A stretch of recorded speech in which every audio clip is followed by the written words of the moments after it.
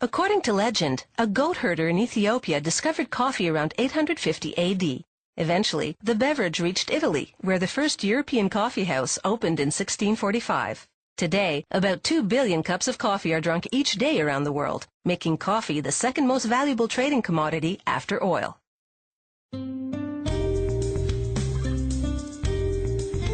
Coffee's flavor depends on the region where it grows, and the way coffee makers roast and blend the beans.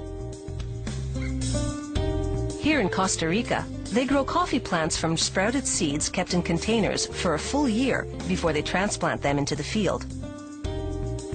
From seed to first harvest takes about 2 years.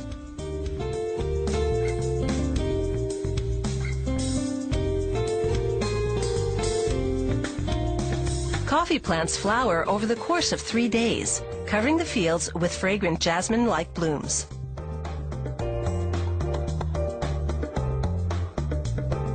Over 6 months' time, the buds grow and ripen into red cherries that contain the coffee bean. Pickers harvest the red cherries, leaving the green ones to ripen. They'll return to pick the cherries from the same plant 5 times in 3 months as they ripen. Pickers do their best to have no more than 2 green for every 100 red cherries they harvest.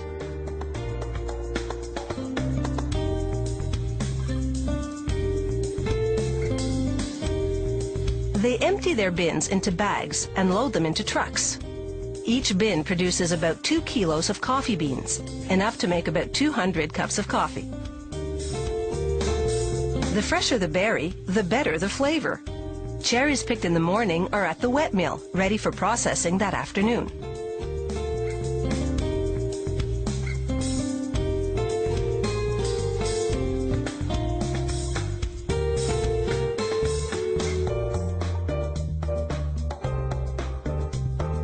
At the wet mill, water channels wash the cherries and drop them off at a worm screw. It loads them into a pulping machine to remove the outer skin and fruit.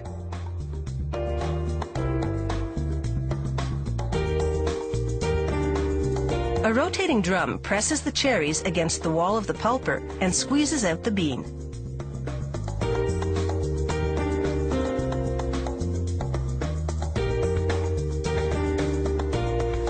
From the pulping machine, the beans flow in water to 2 large rotating cylinders.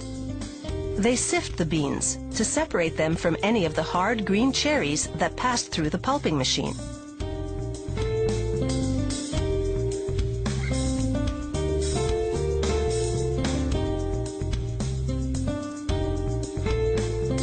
Next, the beans bathe in more water, which draws out a thick, sugary substance known as miel, honey in Spanish. The coffee maker then feels the washed beans to make sure they're no longer sticky. The beans then drop into the drying bin below. Workers now lay out the beans to dry in the traditional way, outdoors on a cement patio. For 4 days, they rake over the beans as they dry in the hot sun. At night, they let the beans rest to extract the most flavor. Once the beans are dry, they go into a milling machine.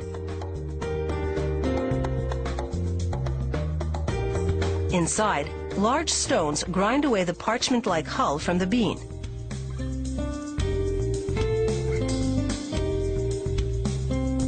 Drying methods vary among coffee makers. They're a closely guarded secret.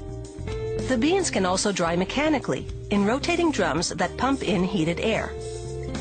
Workers closely monitor the process and empty the drums when the beans are dry.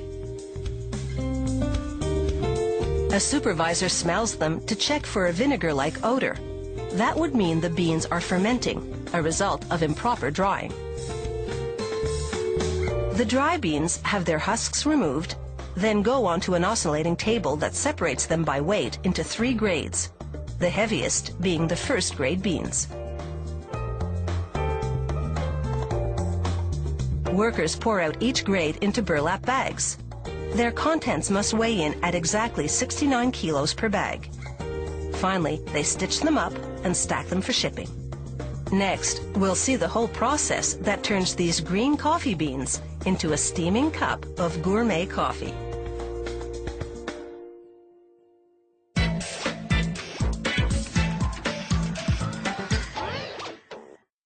Coffee boasts over 800 flavor characteristics, at least double those of wine. Roasting reduces the amount of caffeine in the bean. To achieve a dark espresso roast, the beans remain in the roaster the longest, so they have the least caffeine. It's the concentrated brew that packs espresso's punch.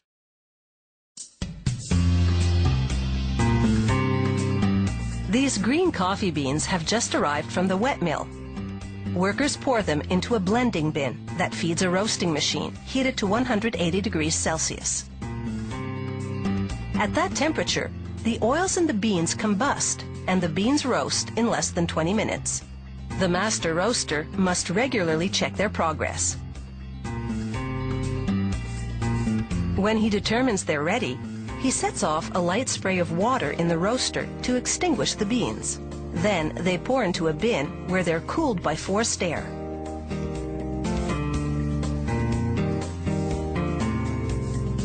As they roast, the beans go from green to golden brown, then black. Before roasting an entire shipment of beans, coffee makers first test a small batch. They follow a standardized procedure at the plant's testing laboratory. First, they roast 300 grams of beans in a small gas oven for a few minutes.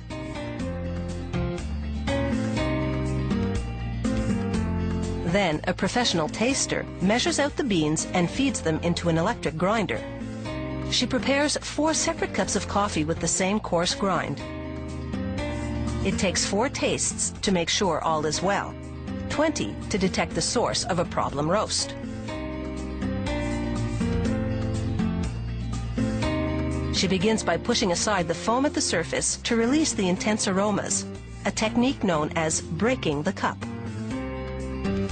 She smells each cup in turn, a sure way to know if something is wrong with the roast. Next, she skims the surface to remove the grounds. She takes a sip, slipping the coffee over her tongue to get the full flavor before spitting it out. Now she can determine how she will balance the blend of beans to create a recipe for the perfect cup of coffee. Back on the factory floor, the various beans for the blend go into a grinder.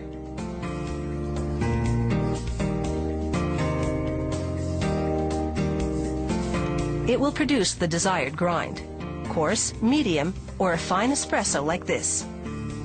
Now the coffee is ready for packaging. It's a fully automated process thanks to this machine that forms, fills, and seals the bags. Gourmet coffee must go piping hot from the grinder to the bag to ensure freshness. As the machine seals each bag, it pumps in nitrogen to replace the oxygen that makes coffee stale.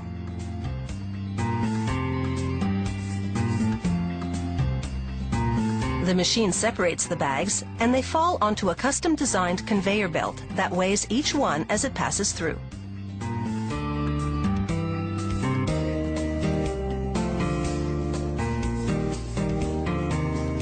Over at the espresso machine, the barista demonstrates the technique required for a perfect espresso.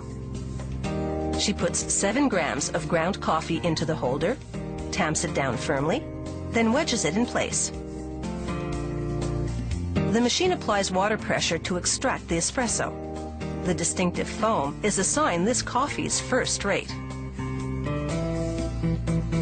The barista also demonstrates how to use a French press or cafetière. She adds boiling water to the coffee grounds, then pushes them down to the base. Again, she applies pressure, manually this time, to extract the coffee's aroma.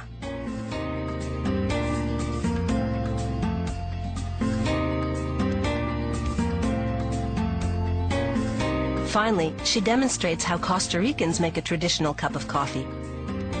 She places a correador, a fine cotton sieve, over the cup, pressing on the ground coffee with a spoon as she pours in boiling water.